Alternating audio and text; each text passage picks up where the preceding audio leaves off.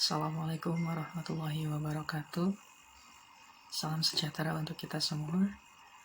Izin memperkenalkan diri, nama saya Irfan Al-Ghifari, NPM 182151077. Di sini saya akan mencoba mengungkapkan tentang filsafat atau hakikat dari pembelajaran matematika dari beberapa tinjauan. Yang pertama dari tinjauan ontologisnya, bahwa menurut Barton pada tahun 2008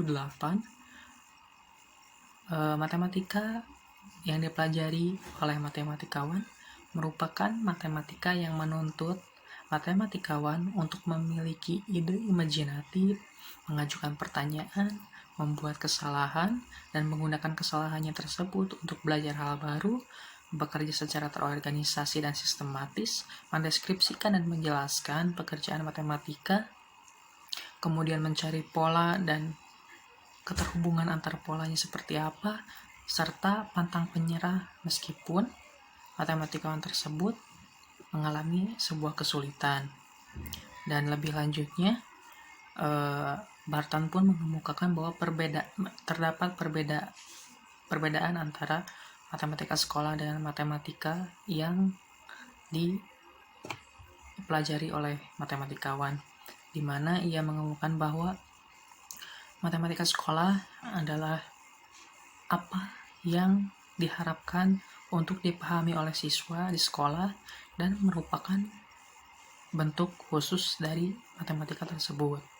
Nah, kemudian untuk pendapat yang kedua dari Watson di tahun yang sama, tahun 2008, ia pun mengatakan bahwa matematika sekolah itu bukan bagian dari matematika pada umumnya.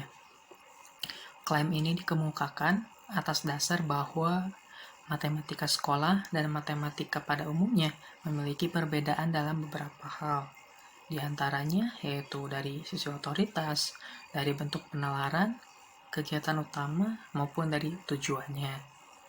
Kemudian yang terakhir, pendapat dari National Research Council tahun 2001, tujuan dari matematika sekolah adalah untuk memfasilitasi siswa dalam mengembangkan kecakapan matematisnya.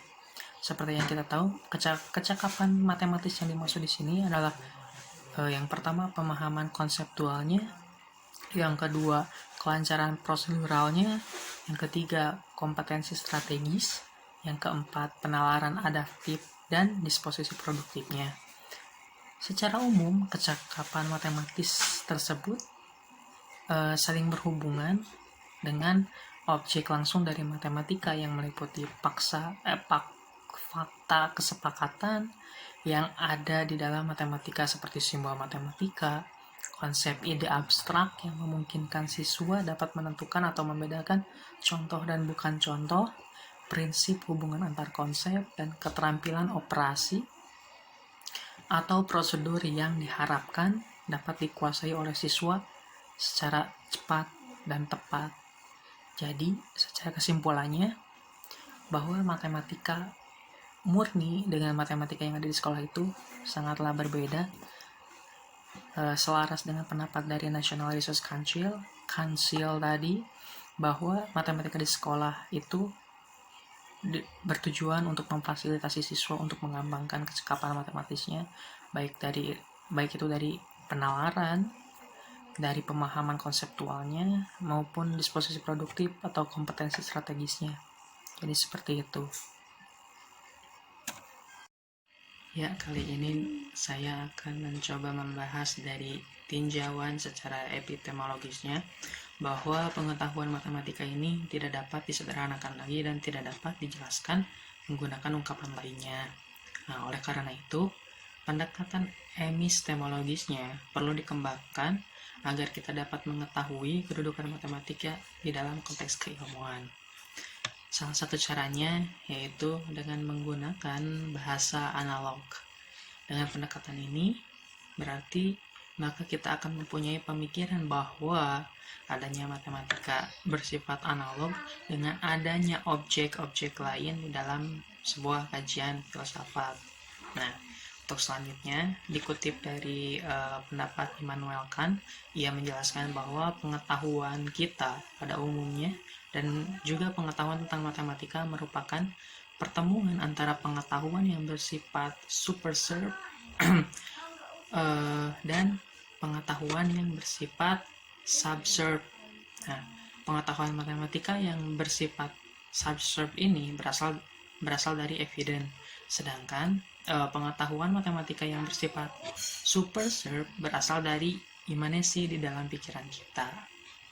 Kemudian selanjutnya masih pendapat tentang dari Immanuel Kant. Pertimbangan adalah tahap terakhir dari proses berpikir. Tahap terakhir inilah yang menghasilkan pengetahuan. Nah, jadi Kant ini mengatakan bahwa matematika adalah ilmu tentang pertimbangan itu sendiri. Atau matematika yang bersifat superserve berasal dari imanensi pikiran kita. Kemudian masih tetap juga pendapat dari Immanuel Kant, awal dari pengetahuan matematika adalah kesadaran tentang mengenal matematika. Kesadaran demikian dianggap sebagai wadah dari kenyataan matematika itu sendiri. Nah, kesadaran matematika ini selalu bersifat bipolar, yaitu sadar akan makna matematika. Nah, kesadaran itu adanya di dalam akal budi kita atau di dalam pikiran kita. Seperti itu. Kali ini kita berlanjut ke dalam tinjauan secara aksiologis dari hakikat pembelajaran matematika. Jadi menurut Hartman, nilai matematika itu paling sedikit memuat 4 dimensi. Yang pertama, matematika itu mempunyai nilai karena maknanya. Yang kedua, matematika mempunyai nilai karena keunikannya. Yang ketiga, matematika mempunyai nilai karena tujuannya. Dan keempat, matematika mempunyai nilai karena fungsinya. Nah, tiap-tiap dimensi nilai matematika tersebut selalu terkait dengan sifat-sifat atau nilai yang bersifat intrinsik, ekstrinsik, dan sistemik. Nah, jika dicontohkan, jika seseorang menguasai matematika hanya untuk dirinya, maka pengetahuan matematikanya itu bersifat intrinsik.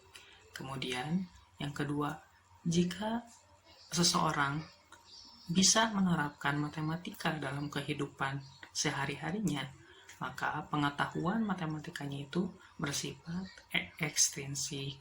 Dan jika seseorang dapat mengembangkan matematikanya dalam kancah pergaulan masyarakat sekitarnya, maka pengetahuan matematikanya itu bersifat sistemik.